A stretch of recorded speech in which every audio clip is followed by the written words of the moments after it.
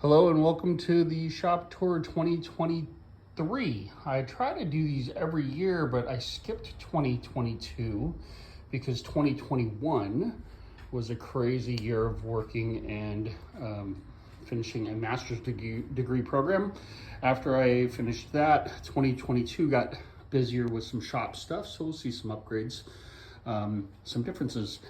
Over here, same as I start every year, this is the Rikon 10306 bandsaw, and for just a little benchtop bandsaw, this thing is so great. I've been resawing some whatever will fit in there with that. I don't know, I think it's a 3/4 inch blade, and it does such a good job. I'm very, very happy with it. Right here, I used to have a self-made paint cabinet, but it wasn't functioning the way that I really wanted it to. And so I went and bought this thing for like 60 bucks off of Craigslist. And it holds a ton of stuff. It's paint, lacquers, all of that stuff is throughout the whole thing. And it's so sturdy. It's been a great addition to the shop.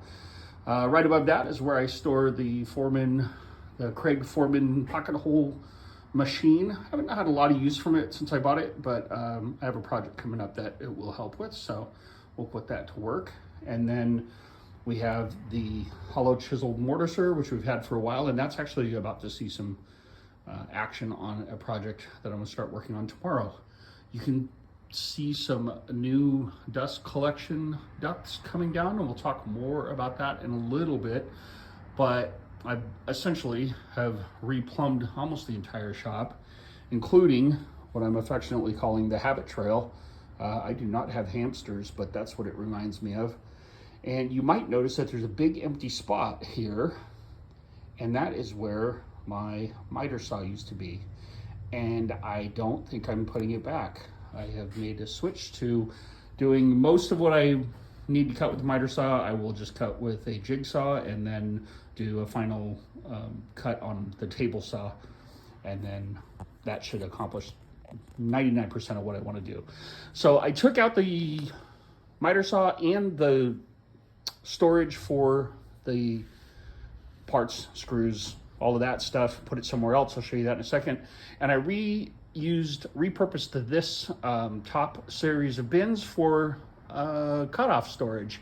And then of course those wood storage racks on the top are the same as they were for a couple of years now. And this mess is still a mess. Part of the plan for taking up the miter saw is that this bench will go away, and everything like the hollow chisel mortiser will go on individual stands, which should include a router table and then something I'm going to call a sanding station for now. And that will also include the rigid oscillating belt sander that I have down here. This is just a down and dirty quick little tabletop router table that I made and was put to good use at a recent project. I went back and looked at the videos, and yes, 2 years later this stuff is still sitting here. I do still have my jet planer, but it's on the other side of the shop, and I'll show that in a little bit. That cabinet is still there, some jigs that I've recently made and also put to good use. The rigid oscillating belt sander is a huge favorite. I think since the 2021 video that this clamp rack is new, but I did a separate little short video on it, or at least pictures of it. And I've repurposed it mostly because I wanted to accommodate these Bessey bar clamps, and that has worked out great. The shelf above it is great for lots of cabinet and drawer style making hardware and stuff. There's an older Craig jig that I used quite a bit, and I still use it on occasion. And just some measuring devices and that sort of thing. And then this hasn't changed a whole lot. I might have made some new toolers. I cleaned up this area a little bit. All of my hand planes are down there on that first level now until I can make a hand plane till. I think most of the shelves and some of the tool holders are new this year, but most of the stuff is the same as it was a year ago. I did make, the light's gonna mess with me, but I did make that holder for my Japanese saw because I liked how it held it better. And then, yeah, a couple of these little tool holders are new, but that's about it. Over here, the bench is still the same. for the most part, except for I started drilling dog holes, but I actually need to go back underneath and drill them out so that the stays, I'm forgetting what else to call them, but the stays, you know, that you knock down, that will, so they'll stay there. They have to be at an angle, blah, blah, blah. Anyway, this wagon vise was a recent install in the last year. So this is a new deal, and I haven't gotten to use it as much as I wanted to, but man, when I've needed it, it's been perfect. So I'm glad it's there, and I know it'll get put to use again soon. So over here is where I moved all of my hardware and screws and hooks and all that stuff. And so far it's working out fine. I'm still gonna just work with it and see how it goes for a while. And so far so good though. The rest of up there is all storage and stuff. That's pretty much stayed the same. This is an entirely new thing since last video. I bought the drill press and then several months later I made the cart, and I got pictures or video or something of that. It is really nice to have storage here, and I put the drawers on wood runners. I did not do drawer slides in there because I am cheap. But they work great. They're waxed and they're smooth as can be. So this is still the same plywood or sheet good thing that I've had, but I did add the little holders down here for the track saw, the tracks for my track saw. I bought a Makita track saw that's stored right down there.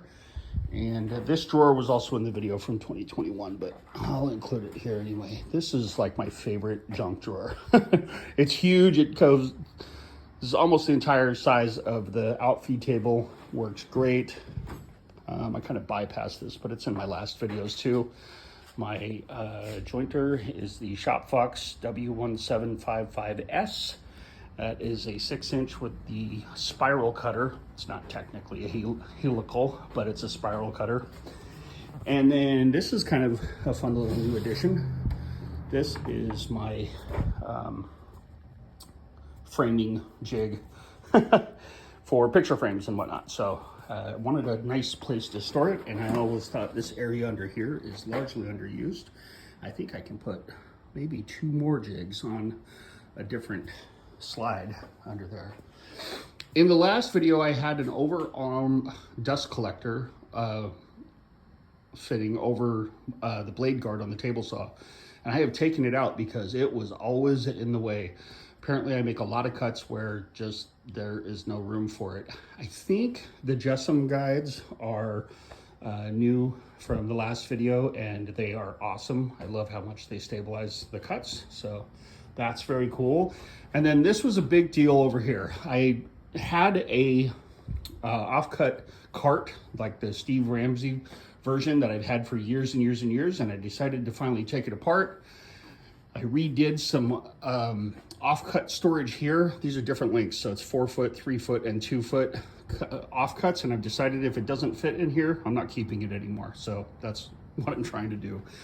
But I did plumb the dust collection over here and got some dust right fittings. I've got my jet planer here, and this drum sander is also new to me. I got that off of Craigslist, and so that was a good find, and I'm just starting to get to use that and to know how it works. So that is, oh, the dust collection was a big deal.